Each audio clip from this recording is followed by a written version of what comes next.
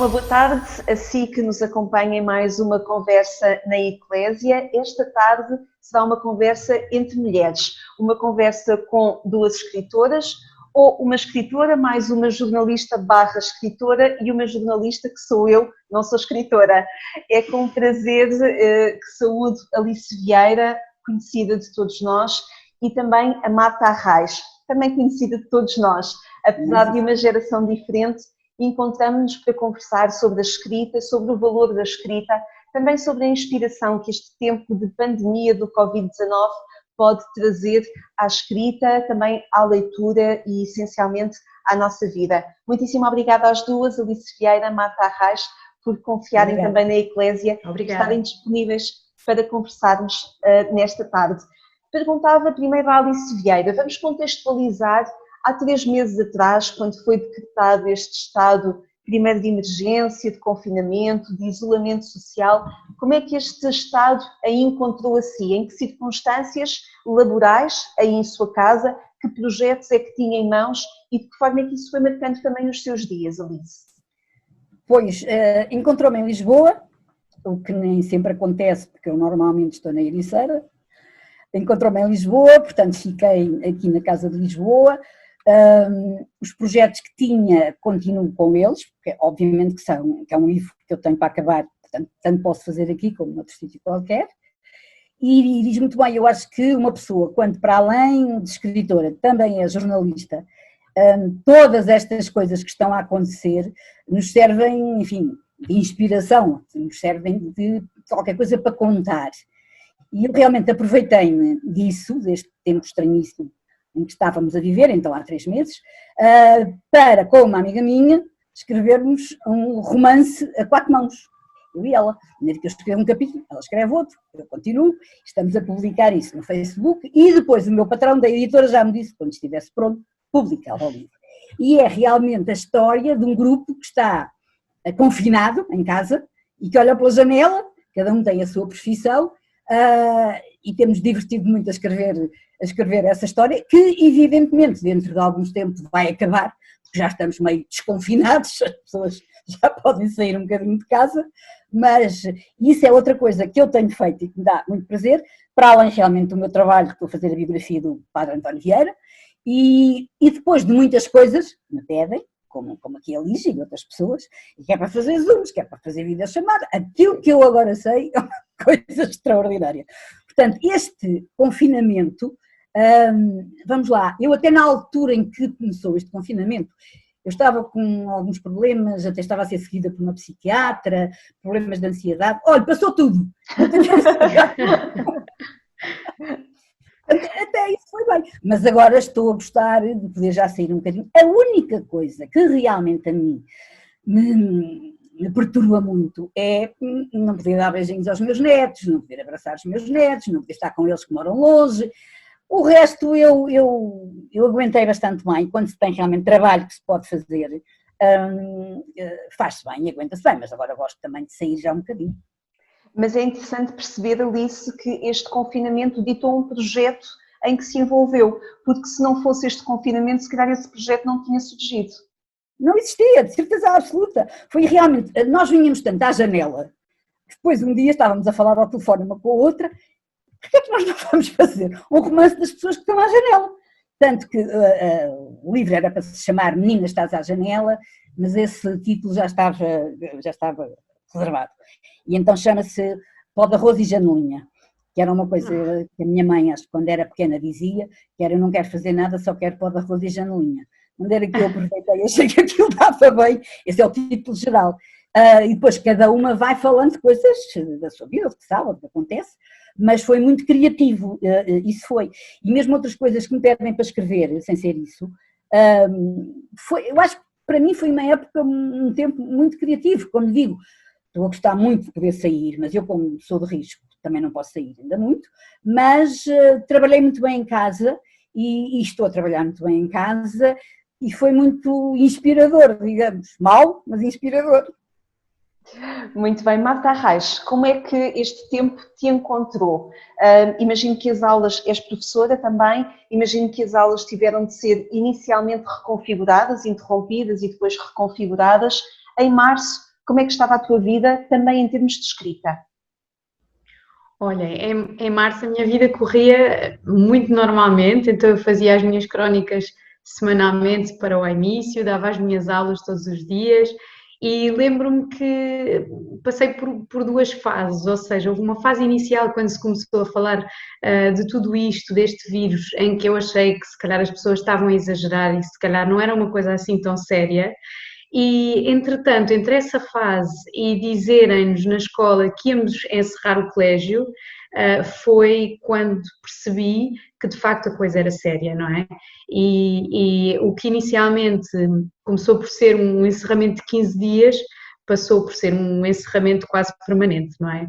E então as aulas foram totalmente modificadas, foi uma adaptação tremenda para todos e de facto em termos de escrita eu concordo muito com a Alice, porque de facto nós neste tempo temos matéria para escrever sobre muita coisa e há também uma oportunidade grande de refletir sobre a forma como estava a nossa vida. Este tempo serviu muito para mim para isso também, para pensar naquilo que eu estava a fazer, em como eu estava a gerir o meu tempo, se calhar estava a viver um bocadinho depressa demais e então serviu-me para pensar nisso e essa reflexão, claro que depois também dá origem a textos novos e a outras perspectivas que também acabam por ir de encontro àquilo que outras pessoas pensam. E então foi de facto um tempo muito difícil, mas sem dúvida cheio de novidades e de coisas boas. Há umas semanas atrás ouvi o Gonçalo M. Tavares dizer que nesta altura não consegue escrever, apesar de depois de ter começado a fazer uma escrita diária para o Jornal Expresso, concretamente, mas inicialmente ele dizia numa entrevista, salvo erro ao Carlos Vaz Marques, que neste tempo não conseguiria escrever, que este tempo serviria para aprofundar, para sentir, para perceber, mas que dificilmente conseguiria escrever. Vocês partilham dessa ideia ou sentem necessidade de, nesta altura, já começar a traduzir aquilo que vão sentindo neste contexto? Alice? Pois, eu sempre escrevi neste contexto, não é? E já agora, nós temos que ser criativos, não é? E eu queria só contar uma história. Um dia o telefone tocou, eu não conhecia o número, mas atendi, e então quem era? Era um senhor que contava histórias. Então, ele aceita convites, ele é contador de histórias, e ele aceita encomendas. E uma amiga minha tinha pedido, ligue para este número e conta uma história. É o que ele faz, liga para os números das pessoas e conta uma história. Eu acho que isso é lindíssimo, a história era lindíssima e eu fiquei muito amiga do senhor, mas temos que ser muito, muito criativos também. E no meu caso, eu dificilmente deixaria de escrever, porque para além disso, como eu digo, sou jornalista, tenho um jornal onde escrevo, uma revista onde escrevo, e aí não há Covids que impeçam isso. E também, para já o jornal é online, que é o Jornal de Mafra, mas a minha revista, que é a revista dos missionários condonianos, Audácia, essa não é online, e temos sempre que fazer. De resto, para o próximo mês, costumava ser um mês de férias, mas nem isso. Chegarei mais um também para essa altura. Portanto, tenho sempre que ter as datas, quando é que eu tenho que entregar este, quando é que eu tenho que entregar aquilo, e depois as coisas que eu gosto de escrever, não me via a mim, como diz o Gonçalo, claro, a gente pensa muito, é verdade, e nas coisas normalmente que eu penso, é as pequenas coisas a que nós não dávamos importância, e agora são tão importantes. É eu chegar à janela e à vizinha da frente, que eu nunca conheci, dizer-me adeus. É pequenas coisas que são importantes para nós agora. As pessoas que se lembram de nós e que nos telefonam. Tudo isso é muito importante para pensarmos, afinal, tanta coisa que não fazia falta, não é? Mas a escrita realmente é dessas coisas que me faz muita falta e eu nunca estaria sem escrever, mas percebo perfeitamente que a Marta, como professora, deve ter sido muito complicado. Eu tenho uma neta pequena que ainda está no 10º ano, portanto ainda tem aulas também por tele qualquer coisa. Por computador. Exatamente. E ela dá-se bem com isso, ela estuda muito bem assim e, portanto, devemos fazer as nossas profissões, se nós estamos nelas é porque gostamos, e depois outras coisas que nos venham. Marta, como é que tu entendes este tempo de inspiração ou de maior recolhimento para a escrita? Eu acredito que este tempo também seja uma inspiração para a tua escrita, porque é muito reflexiva da vida cotidiana, não é? A Alice Vieira apesar de escrever também diariamente e mensalmente, e concretamente na revista Audácia, tem procurado também refletir este contexto do Covid nos artigos. Eu vou acompanhando através do meu filho de quase 5 anos, que gosta muito da revista, e a Alice Vieira obviamente escreve também muitos romances, mas a tua escrita, Marta, é muito através da reflexão do cotidiano, daquilo que vai acontecendo. Isso vai sendo impresso também por aquilo que tu vais vivendo a partir deste confinamento, deste isolamento, desta pandemia do Covid-19? Sim, sem dúvida, mas eu concordo um bocadinho com essa parte de não foi imediato o começar logo a escrever, eu não comecei logo a escrever sobre o tema, até porque se calhar é essa a razão, não é?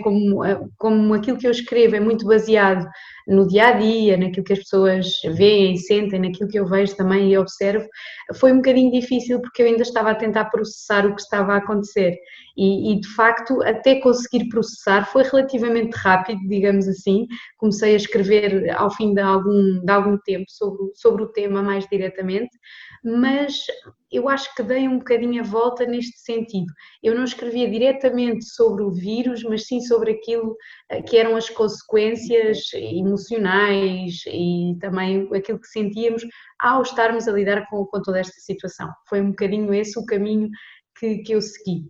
E também tentei, de alguma forma, digamos, que aquilo que eu escrevesse pudesse servir, uma vez que era com uma base também cotidiana, que pudesse servir para as pessoas pensarem nas suas práticas e na forma como podiam estar a agir bem ou não no cuidado de si próprios e dos outros, não é? Então tentei também que através da minha escrita houvesse alguma mensagem no sentido de aviso e de que as pessoas estivessem um bocadinho mais atentas ao que se estava a passar e não fechassem os olhos de facto ao que estava a acontecer.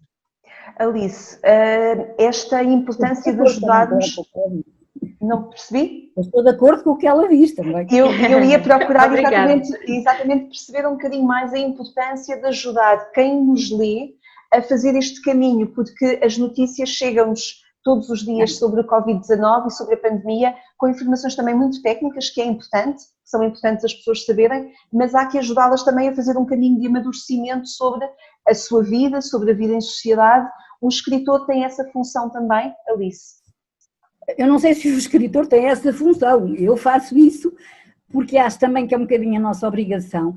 Eu raramente falo do Covid-19 e do vírus, falo das consequências que as pessoas vão fazendo e temos que as ajudar. Temos que as ajudar a encarar as coisas de uma maneira mais simples, temos que lhes ajudar. Eu estou-me sempre a lembrar, quando o Covid apareceu, agora há outro surto no IPO, mas quando o Covid apareceu pela primeira vez, uns dias depois, um diretor do IPO matou-se. E, portanto, é essa coisa que está sempre na minha cabeça. E nós temos também que ajudar as pessoas a dizer, vamos, por enquanto, viver com isto. Nós temos que fazer o que é preciso fazer, mas dentro disso podemos ser alegres, podemos sorrir, podemos ir lá para fora, falar com alguém com distanciamento, é evidente, mas temos que os ajudar a reagir. E eu acho que isso que é muito importante. Aquilo que eu escrevo também é sempre para os ajudar a estarem um bocadinho mais animados, mesmo no jornal onde escrevo, mesmo na Audácia, é sempre para os animar um bocadinho. Portanto, eu na última Audácia só dizia às pessoas agora, em vez de irem para a praia, porque eu ainda acho que é um bocado complicado, embora as praias já estejam abertas, porque é que não vão para outros sítios, onde não seja a praia? Pronto, e damos assim umas ideias, não estejam em grandes aglomeramentos, não estejam ao pé de outras pessoas, mas vamos fazer a nossa vida, que é isso que eu acho também, que se as pessoas se fecharem em casa, e eu por exemplo, tenho um irmão coitadinho, cada vez que eu falo com ele diz sempre, isto é o apocalipse, e nós temos que dizer que isto, apesar de tudo, não é o apocalipse, e dar-lhes, ele agora já está melhor, e dar-lhes algumas dicas.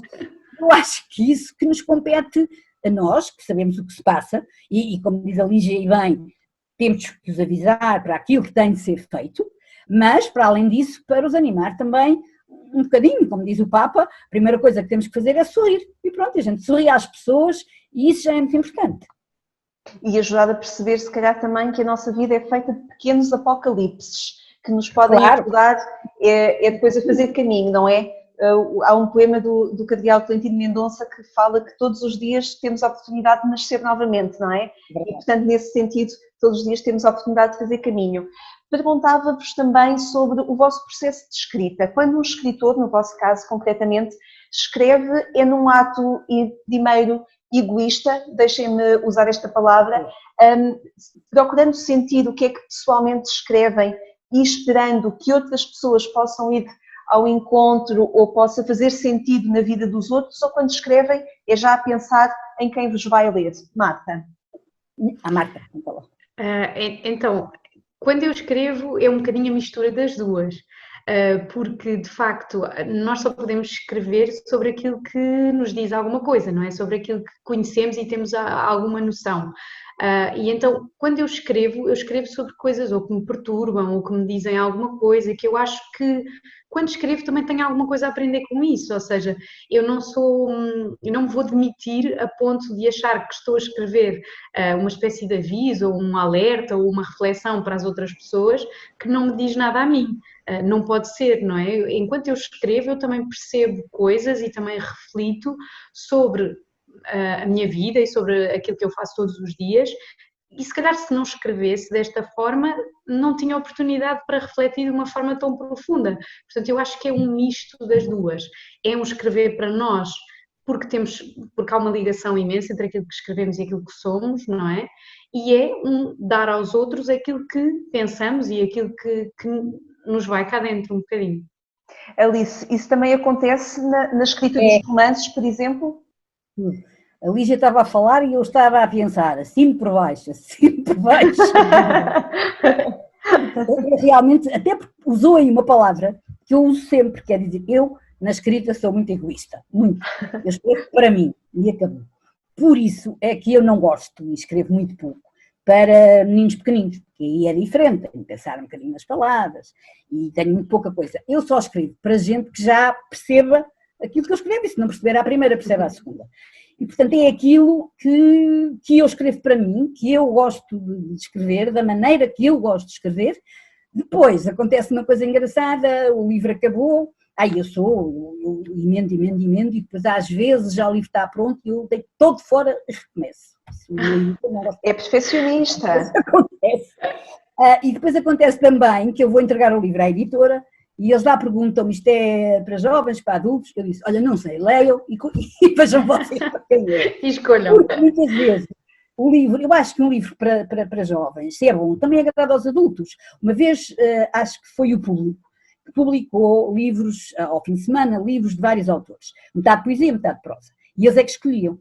E na prosa minha, escolheu um livro que se chama Às 10 a Porta Fecha, e eu, imensos amigos meus, que me telefonaram e diziam, gostei tanto, não sabia que também escrevias para adultos. Ora, aquele livro lá na editora está classificado para jovens, portanto, eu acho que serve mesmo para todos. Por isso é que eu não gosto de escrever assim para muito pequeninos. E há tantos livros para crianças que dizem tanto aos adultos, não é? Não é? Não, e mesmo muitos dos clássicos começaram por ser livros para adultos que depois as crianças se apoderaram deles, não é? E, portanto, o que tem que ser é um livro bem feito. E nunca aquela coisa, eu estou a escrever para mais pequenos, deixa-me usar uma linguagenzinha que eles entendam. Isso nunca. Também não faço difícil de propósito, mas é como realmente eu quero escrever. Por isso é que eu digo que sou profundamente egoísta quando escrevo. E o que é a inspira a escrever? Qual é o seu ambiente de escrita, Alice? Minha querida, uma jornalista escreve onde pode, não é? O facto de ser jornalista, eu acho que se nota muito nos meus livros. Para já, porque, não digo que sejam melhores ou piores, mas para já, porque quase todos, aí 90%, se passam na atualidade. Eu conto o que se passa hoje, o que aconteceu ontem. Depois, porque temos aquela escrita jornalística de escrever frases curtas. O que eu tenho para dizer em 20 linhas, porque é que quer dizer em 40, não é? Isso também se nota. De resto, eu tinha uma vez, temos vários livros escritos com mais de 6 autores. O Somos Jovem, havia vários. E depois não assinávamos, só no fim, por ordem alfabética. E depois, quando perguntávamos se alguém conseguia adivinhar quem é que tinha escrito o quê, ninguém conseguia, a não ser os meus e o do Mário Zambojal, que eram os únicos jornalistas que havia ali.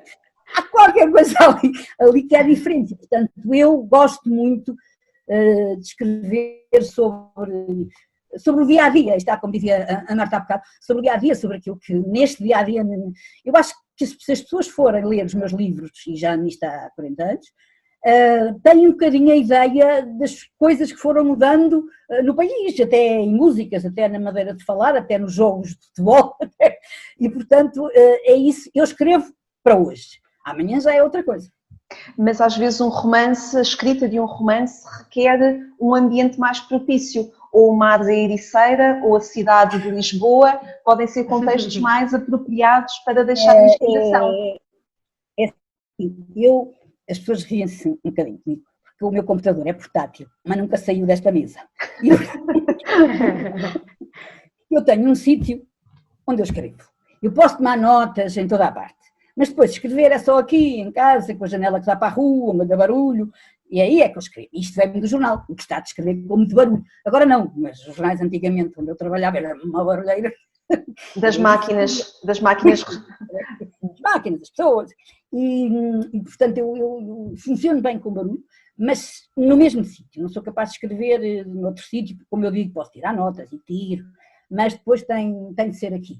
Agora, é evidente que há livros que ou têm uma base histórica, que eu tenho de recorrer a outras coisas e fazer outras leituras, ir a bibliotecas e coisas assim, mas normalmente são escritos naquela altura. A Marta Arraes, eu imagino-a muitas vezes a escrever no silêncio da noite. Não sei se estou certa ou não. Está quase certa, Lígia, porque eu escrevo sempre à noite. Sempre, escrevo muito melhor à noite. Não é assim pela noite dentro, mas ao fim do dia é como se fosse a altura certa para parar e para fazer um balanço, e então aí sim é quando eu escrevo. Mas também é quase sempre no mesmo sítio, na sala, nesta sala aqui, no meu computador, é onde eu escrevo também.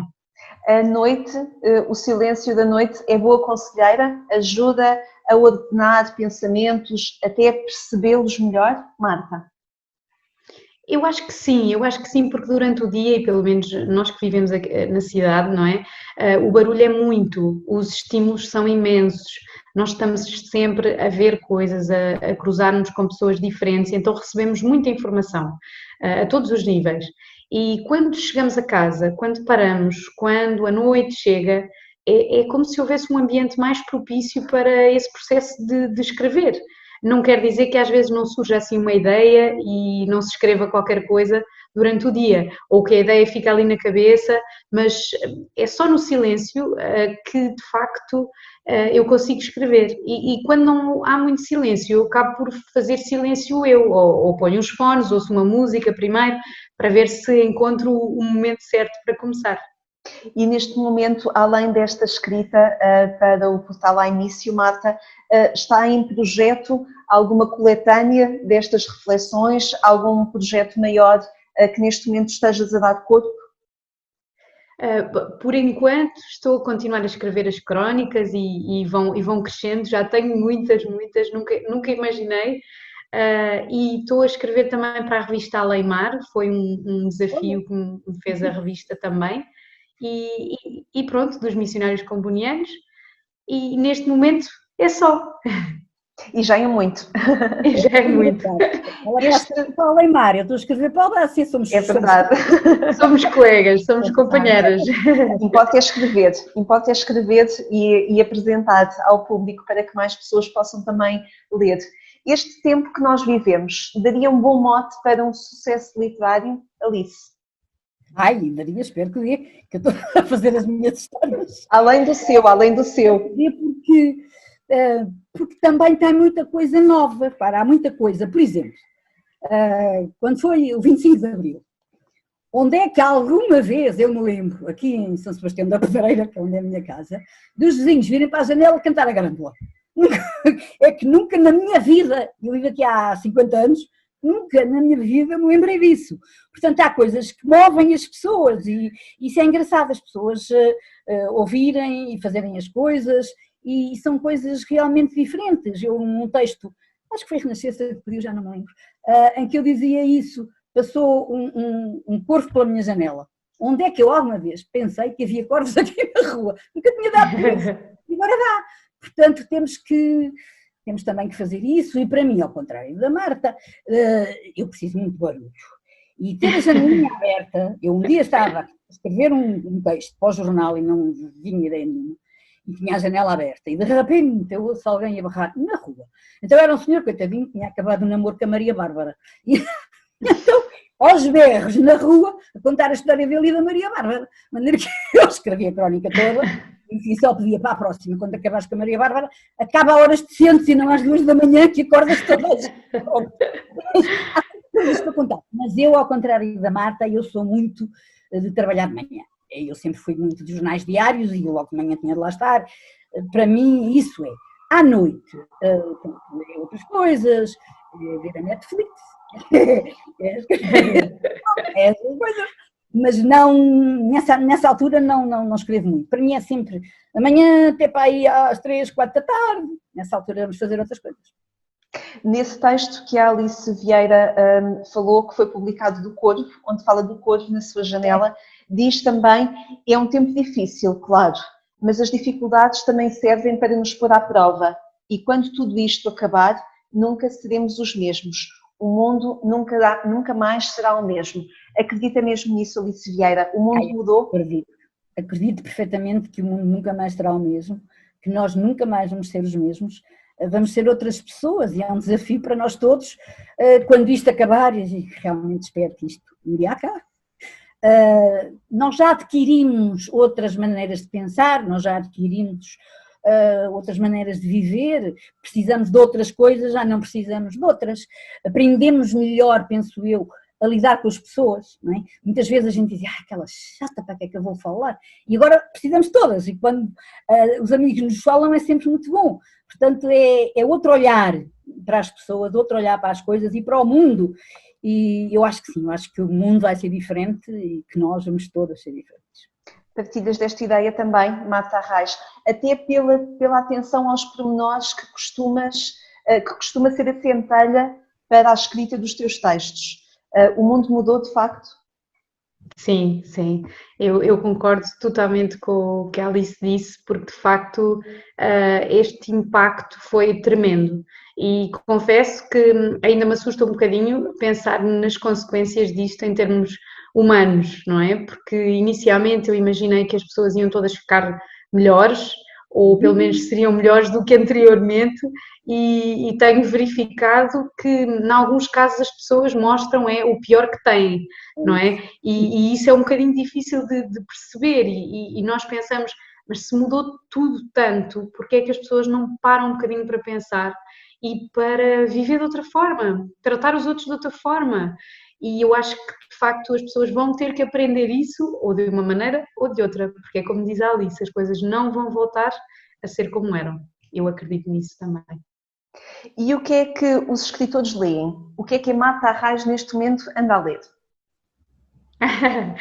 Então, eu vou lendo umas coisinhas, não propriamente livros inteiros. Consegui, na altura da Páscoa, ler o Tatuador de Auschwitz, que gostei muito, mas depois vou lendo uns poemas. Tive também a descobrir os poemas de Daniel Faria, que não conhecia e que são muito profundos, muito bonitos. E gostei muito, e agora neste momento ainda estou mais em versão correção de trabalhos, portanto não estou agora a ler nada. Sim, agora leio testes.